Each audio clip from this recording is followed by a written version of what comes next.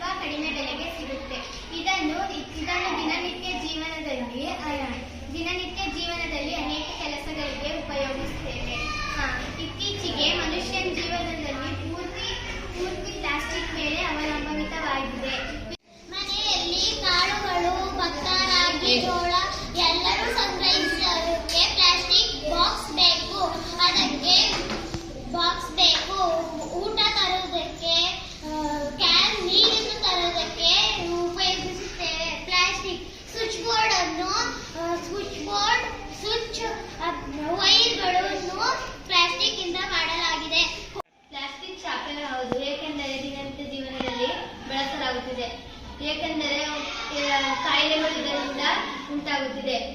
ಪ್ಲಾಸ್ಟಿಕ್ನ ಸುಡುವುದರಿಂದ ಅದರಿಂದ ಕಾಯಿಲೆಗಳು ಉಂಟಾಗುತ್ತಿದೆ. ಕ್ಯಾನ್ಸರ್ ಮತ್ತೆ ರೋಡಿನಲ್ಲಿ ಬಿಸಾಡುವುದರಿಂದ ಹಸುಗಳು ತಿಂದು ಅವಕ್ಕೆ ಪ್ರಾಣಾಪಾಯ ಬರುತ್ತದೆ.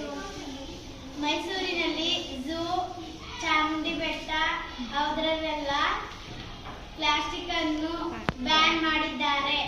ಒಂದಿನ ನಾನು ಝೂ ಹೋಗಿದ್ದೇನೆ. ಅಲ್ಲಿ ಬ್ಯಾಗ್ನಲ್ಲಿ ಚೆಕ್ ಮಾಡಿ ಪ್ಲಾಸ್ಟಿಕ್ ವಾಟರ್ ಬಾಟಲ್ ಚೆಕ್ ಮಾಡಿದ್ರು, ಅದೇನು